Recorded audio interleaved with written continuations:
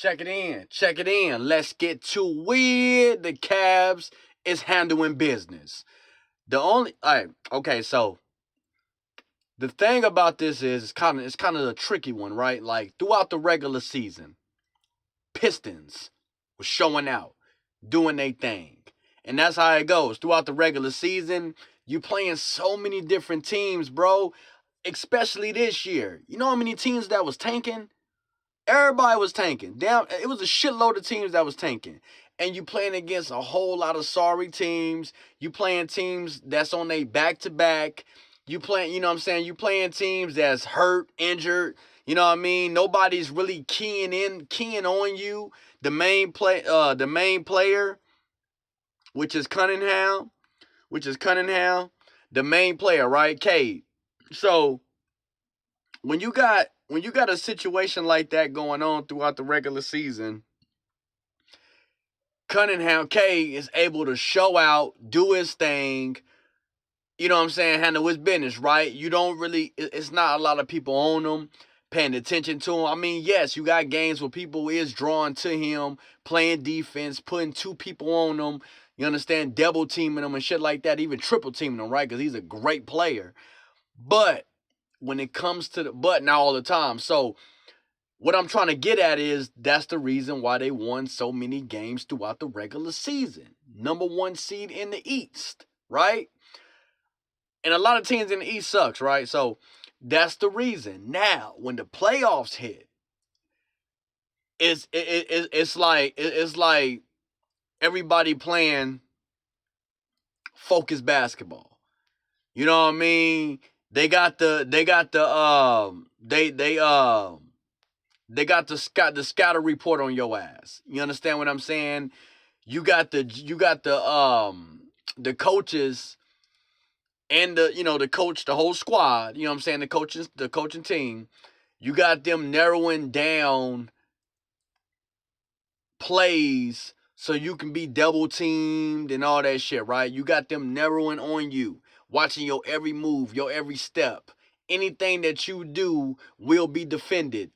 They got their eye on you most of the time, and they playing you more than one time, so they're able to understand your abilities that you have on the court, and they're able to deflect that shit.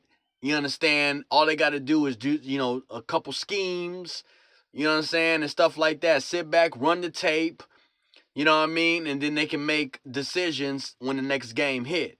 So you got people narrowing down Cade Cunningham. They narrowing him down, right?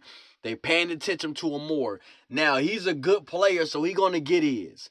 But now you got the other guys not showing up. They did their thing throughout the regular season, but they not doing it now. Now, Harris is doing what he got to do. He scored 13 points in this game. He's a guy. He always been a good player, but 13 is not enough. You got Thompson. He's more defense. 6 points, not enough. You got Doran. Now, Doran was a guy throughout the regular season. And Jenkins. Jenkins at 19, but it's not enough.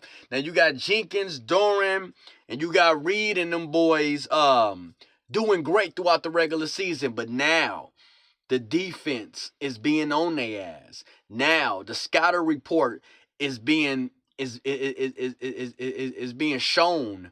The coaches of the Cavaliers paying attention to them, knowing their weaknesses, understanding their game and their strategies and how they do this and how they do that.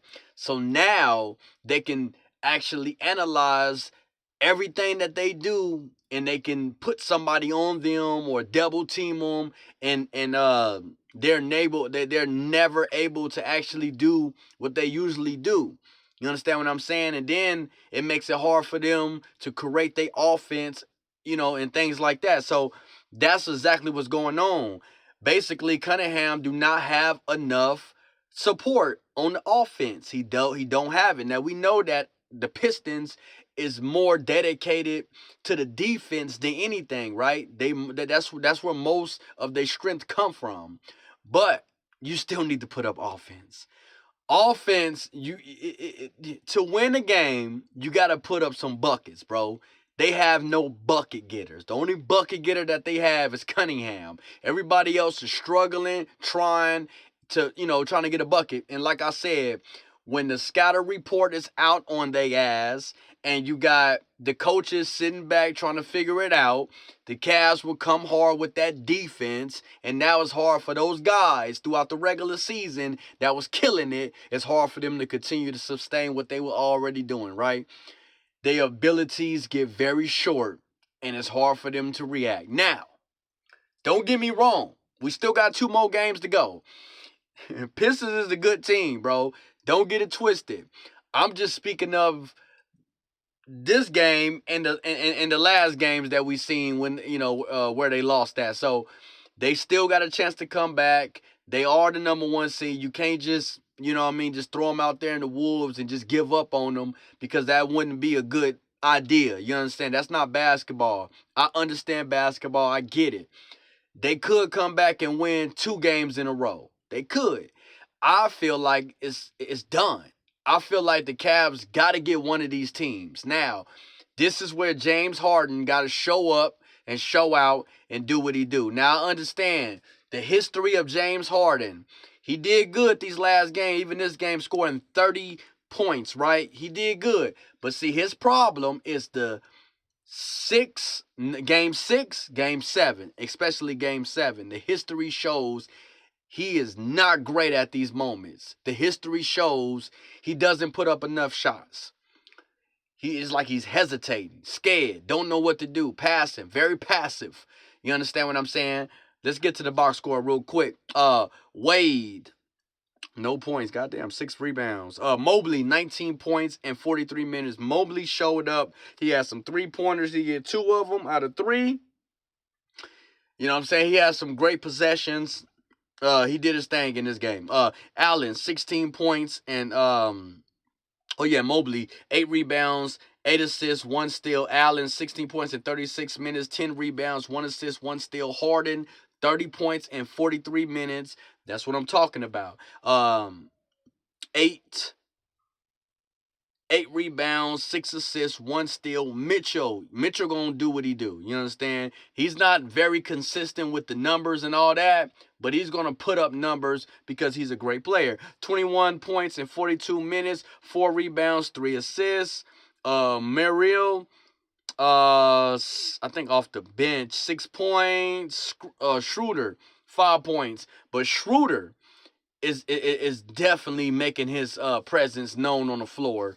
I mean, it's just obvious that he's definitely a key in them winning these last games, bro. It most definitely. 20 points for Struss. Is it Struz? This guy is good, man. I mean, don't leave him open for 3. You know what I mean? He 6 out of 8 for 3. You understand what I'm saying? 6 out of 8. Popped 6 3-pointers, bro. 8 rebounds, 1 assist, 1 steal, 1 block. This guy is a player. He does his thing. That's another motherfucker that you got to watch out for. Off the bench, doing what he do. Definitely somebody to look out for. He's a bucket getter. And that's what I'm saying. Cavs, if you break it down, they got 2 guys. And Struz is another guy that can go out there and create a shot, right? Like, we know James Harden can do it. We know Mitchell can do it. And now we seeing Struz do it. I mean, Struz been a good player anyway, but we see it, right? So, going back to the Pistons with just Cunningham, they got to do more. They have to provide more offense so then they can be able to get a win. I don't see them winning the next 2 games, maybe 1 out of 2, maybe. But then again, like I said, James Harden has to show up in game 7 if it get there. I believe Cavs should end it in game 6 because of the flaws that James Harden has. I don't know what it is, bad luck. I think they should just take care of business in game 6 so we ain't got to get to that point to see his flaws once again. Get it done, get it out the way. But the Pistons, they want some revenge. So they're going to definitely come back trying to set an example. So it probably will be a game 7. And James Harden going to have to, hey, man, you going to have to show up, bro. Cause don't nobody see it. You're gonna have to show people, James. It is what it is. Deuces.